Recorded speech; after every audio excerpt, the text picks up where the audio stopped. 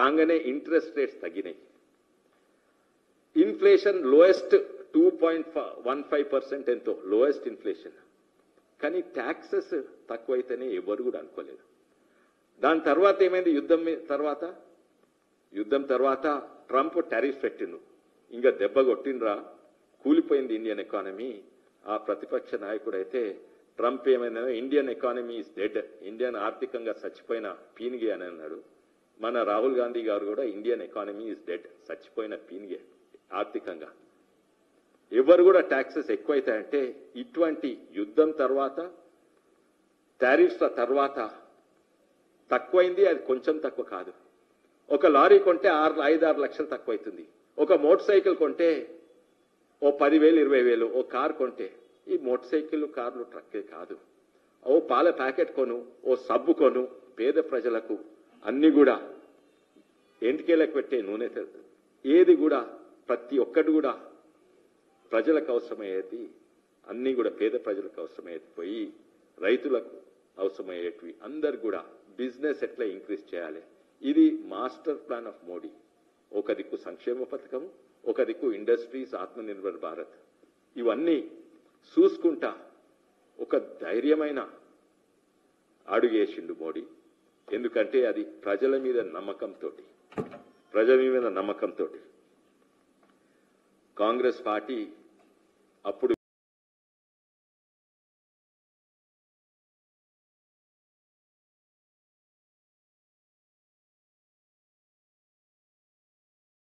రాష్ట్ర ఉపాధ్యక్షురాలు శ్రీమతి జయశ్రీ గారు, అట్లాగే రాష్ట్ర ప్రధాన కార్యదర్శులు శ్రీ గౌతమ్రావు గారు, రాష్ట్ర కార్యదర్శి శ్రీ కాంతికిరణ్ గారు,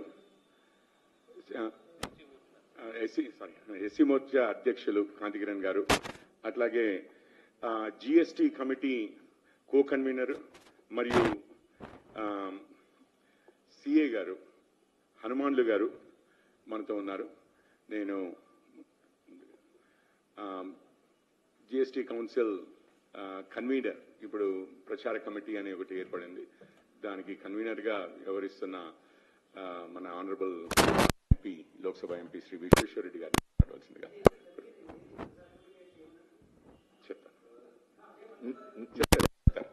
చెప్తాను.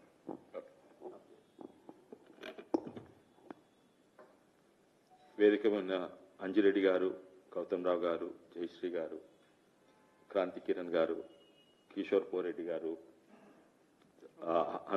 హనుమాన్లు గారు, చార్టెడ్ అకౌంటెంట్, ముఖ్యంగా ప్రెస్ మిత్రులందరూ చేసి అక్కడ ఈరోజు ప్రెస్ ఉద్దేశం ఏంటంటే జిఎస్టి మార్పులు అన్ప్రెసిడెంటెడ్, ఎప్పుడు కూడా చరిత్రలో ఎక్కడ కూడా కాలేదు, 13% వరకు.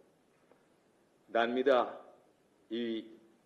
ఈ లాభం ప్రజలకు అందాలి, అవగాహన వస్తందుకు మళ్ళీ మోడీ గారికి, కేంద్ర ప్రభుత్వానికి కృతజ్ఞతలు తెలుపుతందుకు ఈ ప్రెస్ మీట్ పెట్టడం జరిగింది. ఈ కమిటీ, మేమందరం కమిటీ మెంబర్స్. ఇది ఏంటంటే ఇది అవగాహన తెస్తందుకు, పబ్లిక్ అవేర్నెస్ తెస్తందుకు. అది కేంద్ర ప్రభుత్వం చేస్తాడు కానీ బీజేపీ పార్టీ తరఫు నుంచి మేము కూడా చేయాలని, అంటే మేము ఇక్కడ కూర్చున్నాం కాదు, ప్రతి గ్రామంలో ప్రతి బూత్ అధ్యక్షుని వరకు ప్రచారం చేయాలని, అది మీడియా తోటి మద్దతు తీసుకొని చేయాలని ఈ ప్రెస్ మీట్ పెట్టడం జరిగింది. మొట్టమొదలు ఇది మీద జిఎస్టీ మీద, కానీ ఏ ప్రభుత్వం కూడా జిఎస్టీ ఇంతగనం తక్కువ చేయలేదు.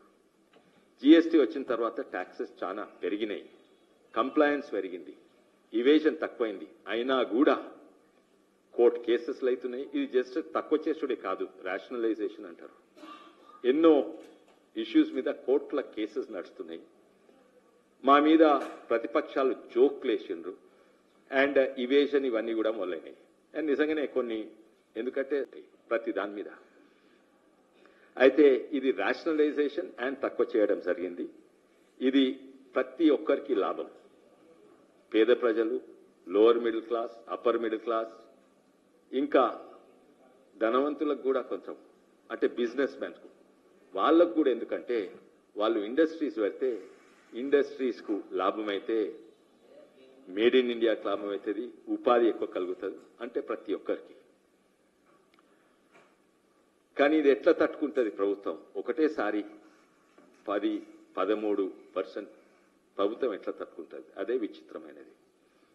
అయితే దీని మీద కేంద్ర ప్రభుత్వము, నేను అనుకుంటా నిర్మలా సీతారామన్ గారు, మోడీ గారు, వీళ్ళందరూ కూడా కంప్లయన్స్ పెరుగుతుంది, ఇవి చేస్తే కేసెస్ తక్కువైతాయి, కన్జంప్షన్ పెరుగుతుంది, కన్జంప్షన్, కంప్లయన్స్ అండ్ డిస్ప్యూట్స్ తక్కువైతాయి, ఇవేషన్ తక్కువైతుంది. ఇంకోటి ప్రజల మీద నమ్మకం ఎక్కువైతుంది. ఏ ప్రభుత్వం అయినా ట్యాక్సెస్ తక్కువ చేసుకుంటే, ట్యాక్సెస్ వల్లనే ఇన్ఫ్రాస్ట్రక్చర్ ఇవన్నీ కూడా ఇన్ఫ్రాస్ట్రక్చర్ అయినా లేకుంటే హాస్పిటల్ అయినా రోడ్లైనా దీంతోటే కడుతుంది.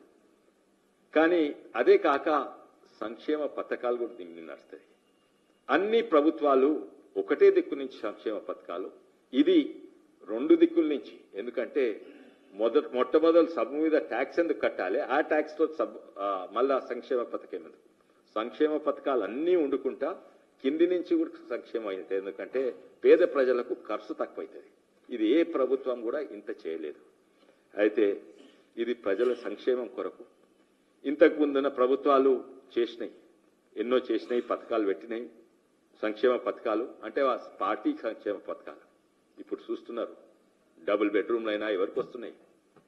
ఓన్లీ ఆ పార్టీ వాళ్ళకు. ఇంతకు ముందున్న ప్రభుత్వాలు కూడా ఆ పార్టీ వాళ్ళకు. ఈ జిఎస్టీ అనేది ప్రతి ఒక్కరికి కుల, మత, ప్రాంత భేదాలు లేకుండా అందరి సంక్షేమము కొరకు. అయితే ఇది ఒక సంక్షేమ పథకం కింద కూడా మనం చూడాల్సిన అవసరం ఉన్నది. ఇది ఎందుకు అన్ప్రెసిడెంట్, ఎందుకు ఎక్కడ కూడా జరగలేదంటే, సాధారణంగా ఒక యుద్ధం తర్వాత ఓడిపోయిన వాళ్ళకు నష్టమవుతుంది, గెలిచిన వాళ్ళకు కూడా నష్టమవుతుంది.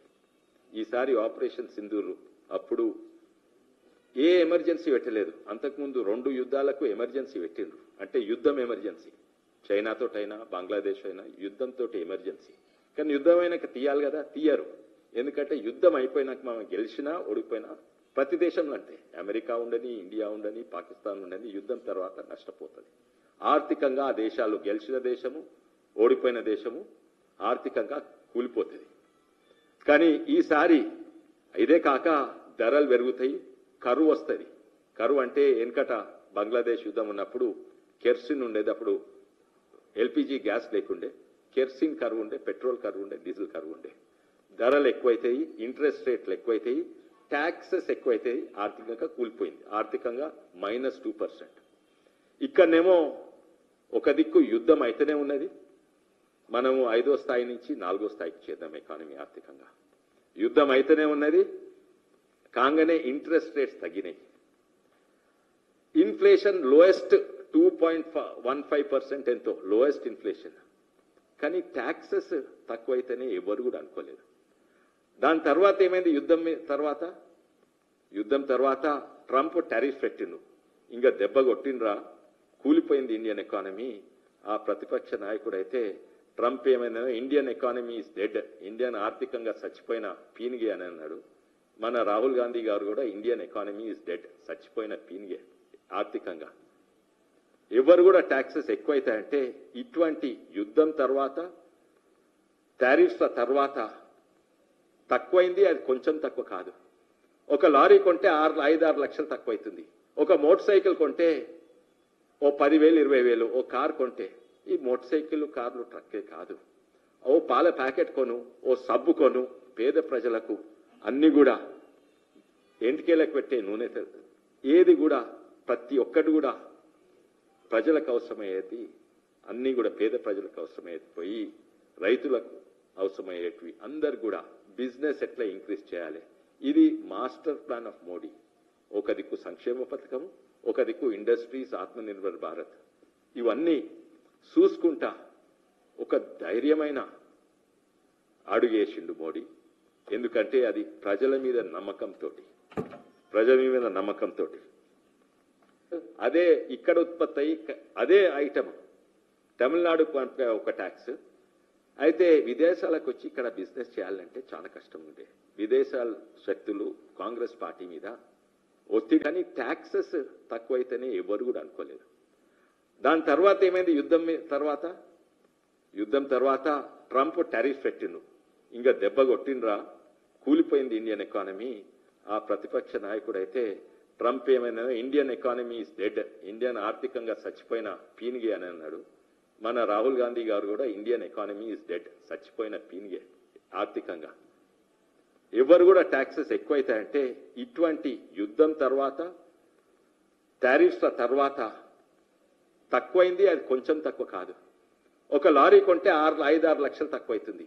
ఒక మోటార్ సైకిల్ కొంటే ఓ 10,000 20,000. ఓ కార్ కొంటే, ఈ మోటార్ సైకిల్ కార్లు ట్రక్కే కాదు, ఓ పాల ప్యాకెట్ కొను, ఓ సబ్బు కొను, పేద ప్రజలకు అన్ని కూడా ఎంటికేలకు పెట్టే నూనె, ఏది కూడా ప్రతి ఒక్కటి కూడా ప్రజలకు అవసరమయ్యేది, అన్ని కూడా పేద ప్రజలకు అవసరమయ్యేది పోయి రైతులకు అవసరమయ్యేటివి అందరు కూడా బిజినెస్ ఎట్లా ఇంక్రీజ్ చేయాలి, ఇది మాస్టర్ ప్లాన్ ఆఫ్ మోడీ. ఒక దిక్కు సంక్షేమ పథకం, ఒక దిక్కు ఇండస్ట్రీస్, ఆత్మనిర్భర్ భారత్, ఇవన్నీ చూసుకుంటా ఒక ధైర్యమైన అడుగేసిండు మోడీ. ఎందుకంటే అది ప్రజల మీద నమ్మకంతో. కాంగ్రెస్ పార్టీ అప్పుడు విదేశాల మీద, ఎందుకంటే జిఎస్టీ కంటే ముందు ఎట్లుంటాయంటే ఒక్కొక్క రాష్ట్రంలో ఒక్కొక్క ట్యాక్స్. ఈ రాష్ట్రంలో ఉత్పత్తి అయ్యి అదే మహారాష్ట్ర కొంత ఒక ట్యాక్స్, అదే ఇక్కడ ఉత్పత్తి అయ్యి అదే ఐటమ్ తమిళనాడు కొంత ఒక ట్యాక్స్. అయితే విదేశాలకు వచ్చి ఇక్కడ బిజినెస్ చేయాలంటే చాలా కష్టం ఉండే.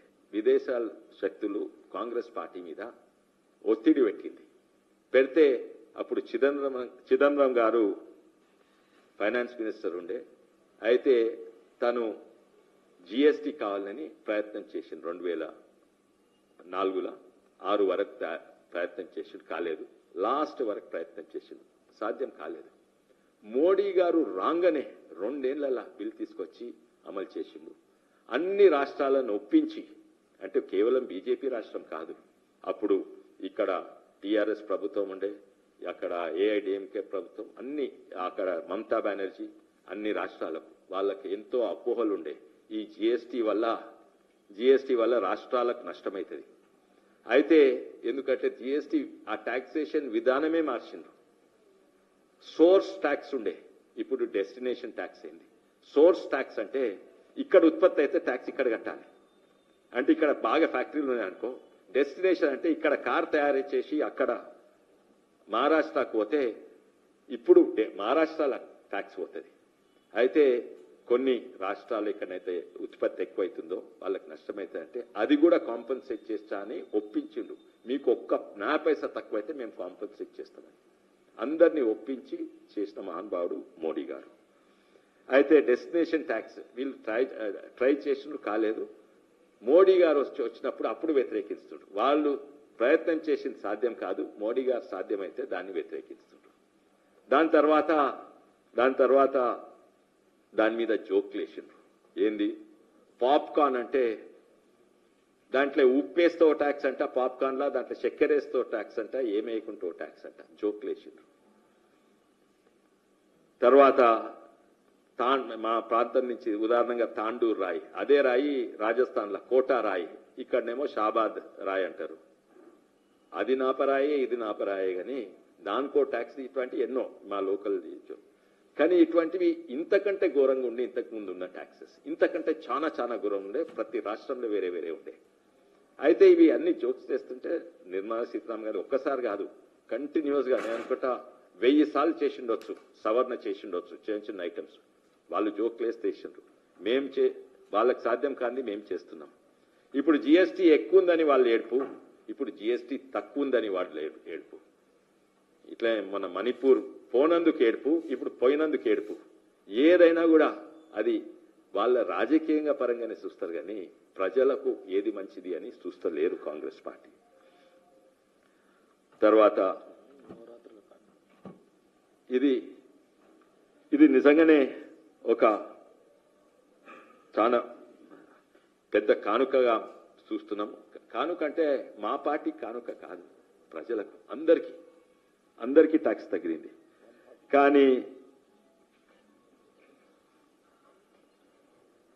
కానీ నిర్మలా సీతారామన్ గారు దీని ప్లాన్లో కంటిన్యూస్గా పనిచేస్తుంటుంది. Most hard working finance minister, no politics ఆమెకు. ఓన్లీ ఇది కూడా పెద్ద రిస్క్ తీసుకుంది. దీంట్లో ప్రజలందరూ కూడా, బిజినెస్ మెన్ అందరూ కూడా తెలవాలి. 22 తర్వాత అమలవుతుంది. అయితే ఇవేషన్ తక్కువైతుందని, ఇవేషన్ తక్కువైంది కానీ ఇప్పుడు కూడా ఉన్నది. ఇవేషన్ చాలా తక్కువైతుందని మేము అనుకుంటున్నాము. ఇవి వస్తువులే కాదు, మనం ఇండ్లు కొనబోతే దాని మీద కూడా తక్కువ. ఎందుకంటే సిమెంట్ను తక్కువ చేసిండ్రు. సిమెంట్, స్టీల్ మీద ఇంకా ఇది ఉన్నది.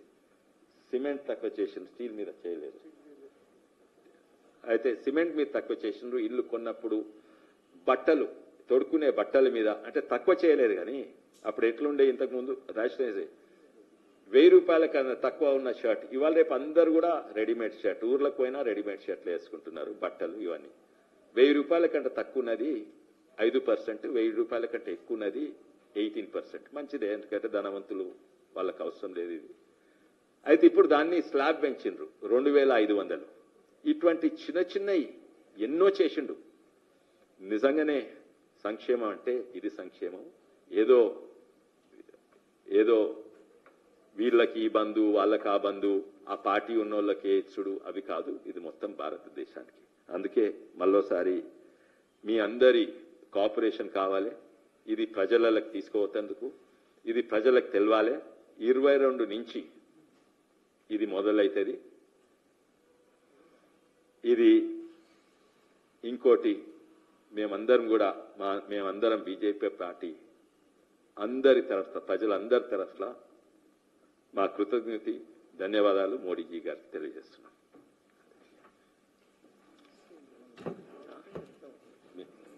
మా దగ్గర అదే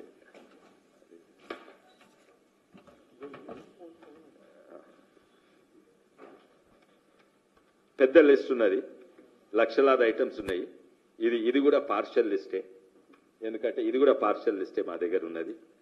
అండ్ ఇప్పుడు జయశ్రీ గారు కొన్ని డీటెయిల్స్ చెప్తారు. అందరికీ నమస్తే అండి. Just to have an idea, మనం ఒక 5-6 మేము రాయడం, అంత పెద్ద లిస్టుల నుండి కొన్ని రాయడం జరిగింది. అవి నేను చదువుతాను. వ్యవసాయ యంత్రాలు, కోత, విత్తనాల పరికరాలు, ఇవన్నిటి మీద 12% నుండి 5%కు రిడక్షన్ అయింది.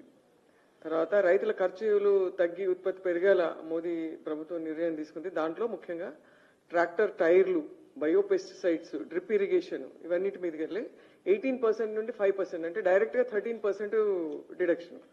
సో తర్వాత పేద పిల్లలకు నాణ్యమైన విద్య అందించే మోదీ ప్రభుత్వ సంకల్పంతో విద్యార్థులకు గిఫ్ట్గా 0 ట్యాక్స్ మ్యాప్స్ మీద, పుస్తకాల మీద, నోట్బుక్స్, పెన్సిల్స్, ఇరేజర్స్, ఇట్లాంటివన్నిటి మీద 0 ట్యాక్స్.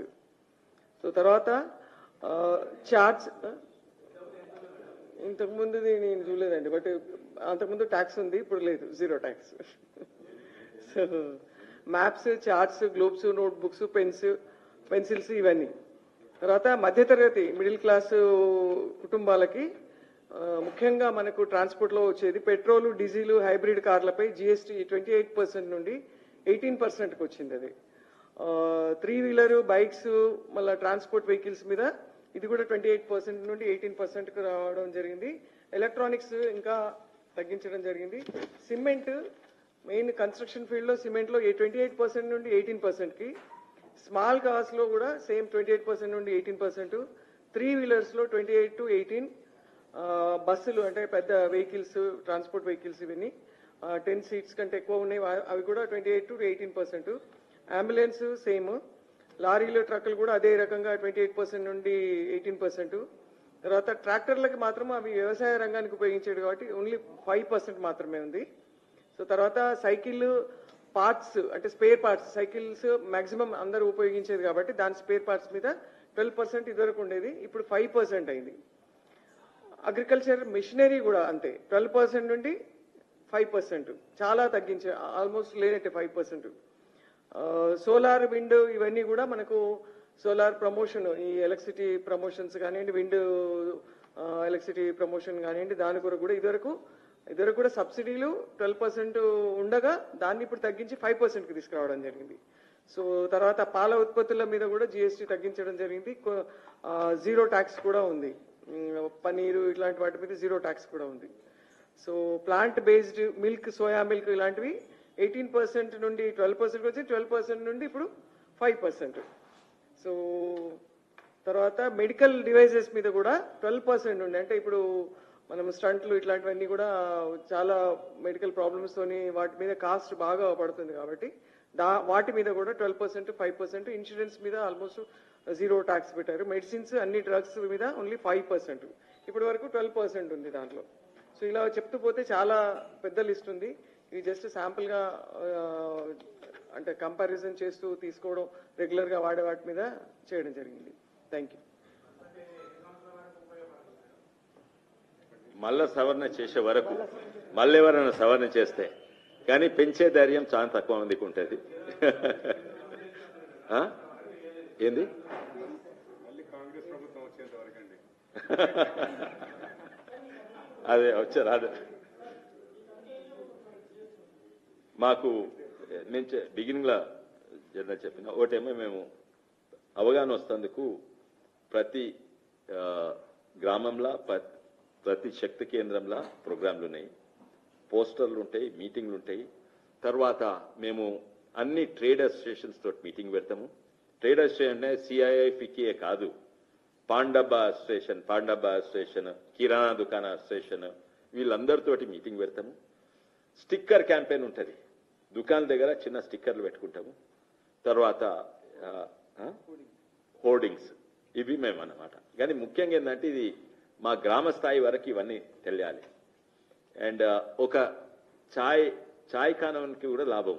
చాయ్ మీద తక్కువ చేయలేదు, కానీ చాయ్ పత్తి కొంటే దాని మీద తక్కువ. అయితే చాయ్నకు ఆమ్దాన్ అంతే ఉంటుంది, కానీ ప్రాఫిట్ పెరుగుతుంది. అయితే ఇవన్నీ కూడా వాళ్ళకి తెలియాలి. ఆయన టీ లీఫ్ చాయ్ డబ్బా కొనేటప్పుడు ఆయన ఇంత తక్కువ కొనాలని అవగాహన వస్తుంది.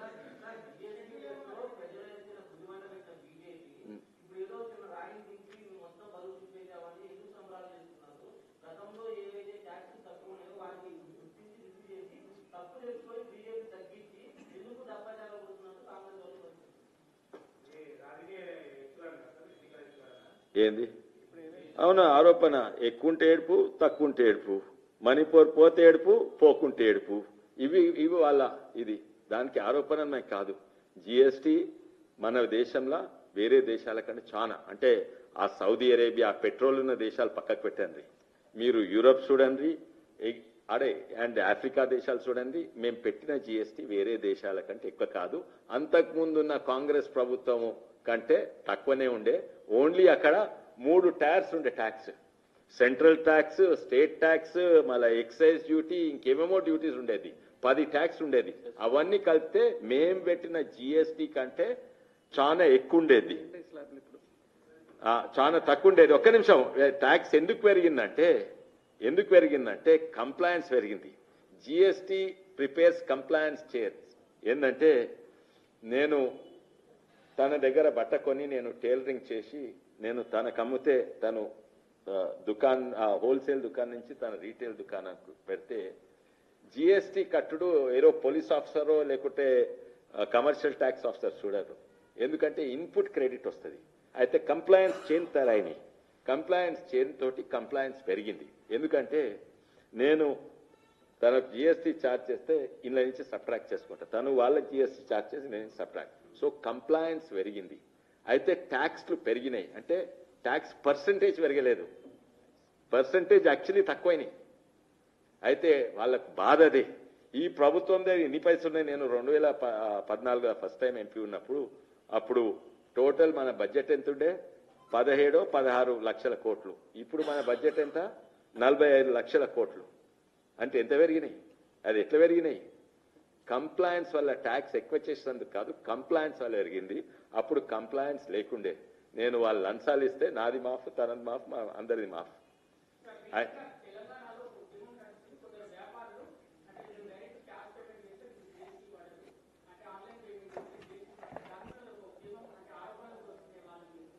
ఏంది? అవును, వాళ్ళ మీద ఆరోపణ ఏంటంటే అదే క్యాష్ ఇచ్చుడు చాలా తక్కువైనాయి. ఎందుకంటే జీరో ట్యాక్స్ మీద కొంటున్నారు.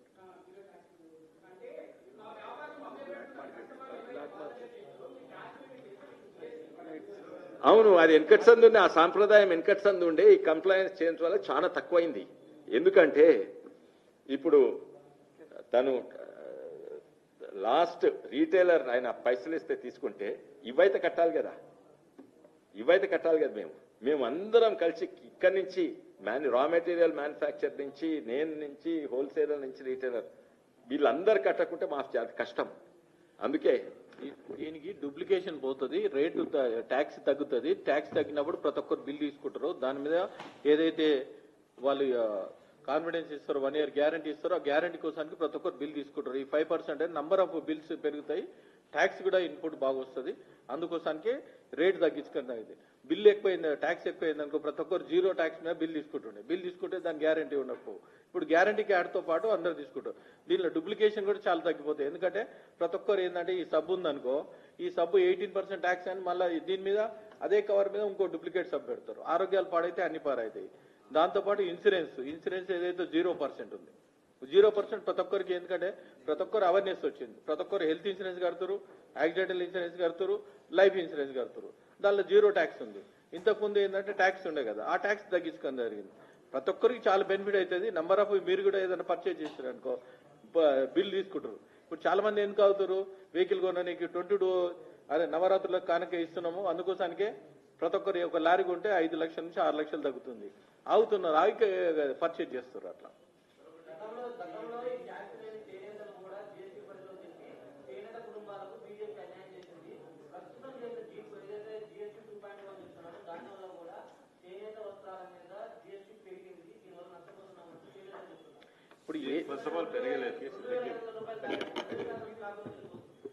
మొట్టమొదలు చేనేత మీద పెరగలేదు.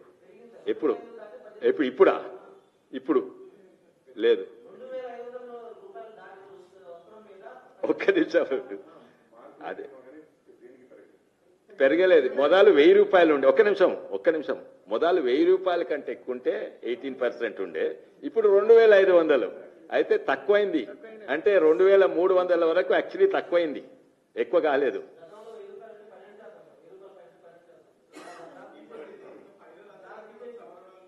అది మంచిది, వాళ్ళ ప్రకారంగా అది మంచిది. ఎందుకంటే పేదోళ్ళకి తక్కువ ట్యాక్స్ ఉన్నాయి. ధనవంతులు పెద్ద మంచి బ్రాండెడ్. అర్థమైంది కదా. దీని వెనుక ఆలోచన ఏంటంటే పేదోళ్ళు 2500 రూపాయల కంటే తక్కువ ధరలు కొంటారు. 5% అయింది. అది ఎక్కువ ఉండే. 2500 కంటే ధనవంతులు కొంటారు, వాళ్ళు ఎక్కువ ట్యాక్స్ ఉంది. ఏంది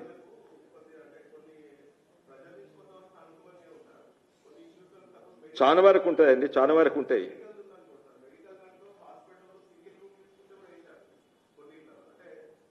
ఒక్క నిమిషం. హాస్పిటల్కు 0 GST, 0 GST హాస్పిటల్కు. ఎవరన్నా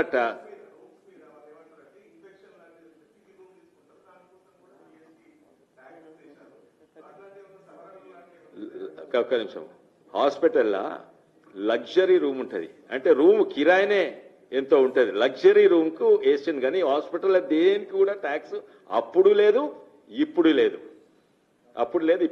luxury double air condition, double rooms, single room కాదే, లగ్జరీ రూమ్, లగ్జరీ ట్యాక్స్ వేస్తారు. సింగిల్ రూమ్ కేవలం ఏదైనా హాస్పిటల్ అట్లా వేస్తే, ఆర్డినరీ ఏసీ లేనిది సింగిల్ రూమ్కి వేస్తే చెప్పండి, కంప్లైంట్ చేయండి. ఇంకోటి, ఇదే మాది, ఎవరిని వినమని కాదు. నేను చెప్పినట్టు ఇప్పటి వరకు దాదాపు 1000 ఐటమ్స్ లా చేంజ్ చేస్తా ఉన్నారు. ఇప్పుడు కూడా ఏమన్నా ఇటువంటివి ఏమన్నా ఉంటే మంచి చేంజెస్ చేసే అవకాశం ఉంది. రిప్రజెంటేషన్ ఇవ్వచ్చు, ట్రేడర్స్ ఇవ్వచ్చు, సాధారణ ప్రజలు కూడా ఇవ్వచ్చు, అసోసియేషన్స్ ఇవ్వచ్చు. ఏంటంటే ఈ item especially steel millers association, లేకుంటే రైస్ మిల్లర్స్ అసోసియేషన్, ఇవి అసోసియేషన్ కలిసి చేస్తే ఇంటా ఉంటారు, ఇని మార్పులు చేస్తూ ఉంటారు.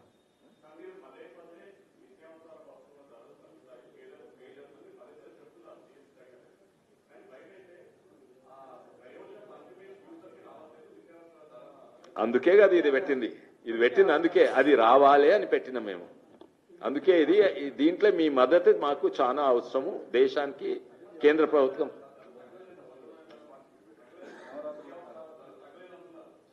సబ్బు ధర తగ్గింది, ప్యాకెట్ పాల ధర 20 అదే 20